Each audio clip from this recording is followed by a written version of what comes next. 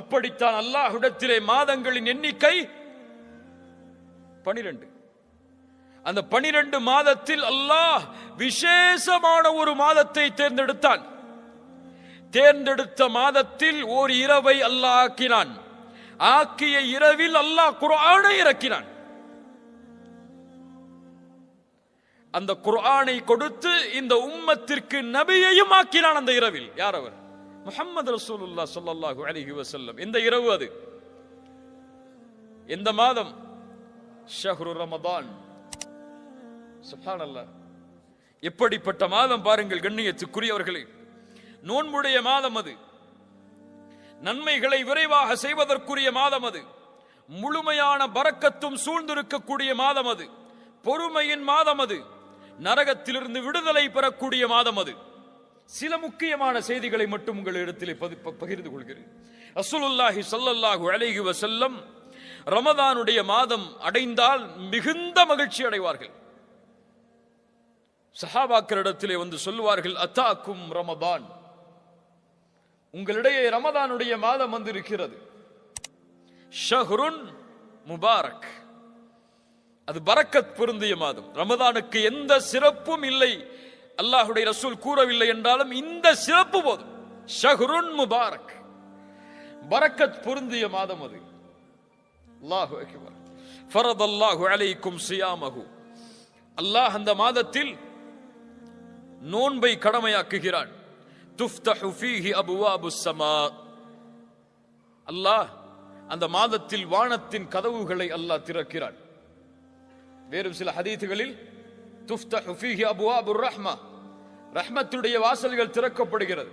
இன்னும் சில ஹதீதுகளில் துஃப்தஹு ஃபீஹி அபுவாபுல் ஜன்னah, சொர்க்கத்துடைய வாசல் திறக்கப்படுகிறது. ரஹ்மத், சொர்க்கம், இரண்டும் தொடர்பு பட்டது. ஹதீஸ் கலையில் குர்ஆனுடைய வசனங்களில் ரஹ்மத் என்ற வார்த்தை சொர்க்கத்திற்காகவும் பயன்படுத்தப்படும். பல ஆதாரங்கள் இருக்கிறது அதற்கு. ஏன் ரஹ்மத்திற்கும் சொர்க்கத்திற்கும் தொடர்புண்டு? ஏன் தொடர்புண்டு? ஏன் தொடர்புண்டு? அல்லாஹ்வுடைய ரஹ்மத்தும் சொர்க்கமும் ஏன் தொடர்பு உள்ளது? அமல்களை கொண்டு சொர்க்கம் நுழைய முடியுமா? யா அல்லாஹ், இவ்வளவு தொழுதிருக்க, இவ்வளவு பயான் பண்ணிருக்க, இவ்வளவு கிதாப் படிச்சிருக்க, இவ்வளவு மார்க்க சபைகளில் கலந்திருக்க, இவ்வளவு தாவா பண்ணிருக்க, இதெல்லாம் கணக்கு யா அல்லாஹ், இதை கொடுத்து இதை வச்சுக்கோ யா அல்லாஹ், சொர்க்கத்தை கொடுன்னு கேட்க முடியுமா? ரசூலுல்லாஹி ஸல்லல்லாஹு அலைஹி வஸல்லம் சஹாபாக்களை பார்த்து சொன்னார்கள், உங்களில் யாரும் உங்களின் அமல்களை கொண்டு சொர்க்கம் நுழைய முடியாது. சஹாபாக்கள் கேட்டார்கள், யா ரசூலுல்லாஹ் நீங்க? ரசூலுல்லாஹி ஸல்லல்லாஹு அலைஹி வஸல்லம் சொன்னார்கள், ஆம், நானும் தான், என்னையும் அல்லாஹ் அவனுடைய அருளால் சூழவில்லை என்றால். அல்லாஹ்வுடைய ரஹ்மத்தோடு தான் சொர்க்கம் நுழைய முடியும். நம்ம செஞ்ச பாவம், நம்ம செஞ்ச நன்மை எல்லாம் நமக்கு எந்த பலனையும் கொடுக்காது, அல்லாஹ் அந்த நன்மையின் மீது அருள் செய்யவில்லை என்றால்.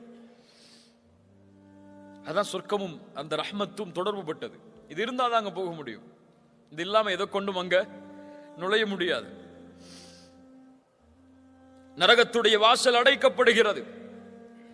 கொடிய ஷைத்தான்கள் விலங்கிடப்படுகிறார்கள்.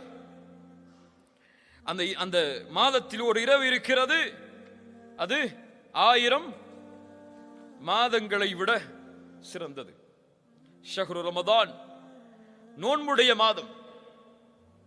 ஒரு நோன்பின் கூலி நமக்கு தெரியுமா? யாருக்காவது தெரியுமா? ஒரு நோன்பு வச்சா என்ன கூலி? ஒரு நாள் நோன்பு வச்சா என்ன கூலி? சஹீஹான ஹதீஸ் இமாம் புகாரி ரஹிமஹுல்லாஹ் பதிவு செய்கிறார்கள். ஒரு நோன்புக்குரிய கூலி என்ன?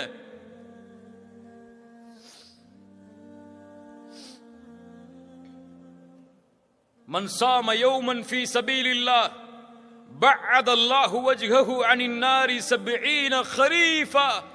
அல்லாஹு அக்பர். நோன்பின் கண்ணியத்தை உணருங்கள். நோன்பை அடைவதற்கு முன்னால் யார் அல்லாஹ்வுடைய பாதையில் ஒரு நாள் நோன்பு வைக்கிறாரோ அவருடைய முகத்தை அல்லாஹ் 70 ஆண்டுகள் நரகத்திலிருந்து தூரமாக்குகிறான்.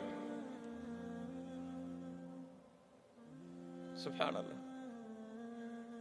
எப்படிப்பட்ட மாதம்! 30 நாட்கள் அல்லது 29 நாட்கள் முழுவதும் இந்த நன்மையை சுமந்த மாதம். மன் ஸாம ரமதான ஈமானன் வஹ்திஸாபன் குஃபிர லஹு மா தகத்தம மின் தம்பிஹ். யார் ரமதானுடைய மாதத்தில் ஈமானோடும் நன்மை எதிர்பார்த்தும் நோன்பை வைக்கிறாரோ அவர் முன் செய்த பாவங்களை அல்லாஹ் மன்னிக்கிறான். பெரிய பாவங்களையா சிறிய பாவங்களையா? பெரிய பாவங்கள் மன்னிக்கப்படுமா?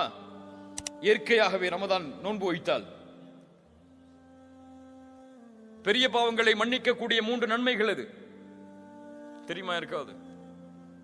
அது ஏற்பட்டால் பெரிய பாவங்கள் மன்னிக்கப்படும். தெரியுமா? இருக்காது. ஷஹாதா,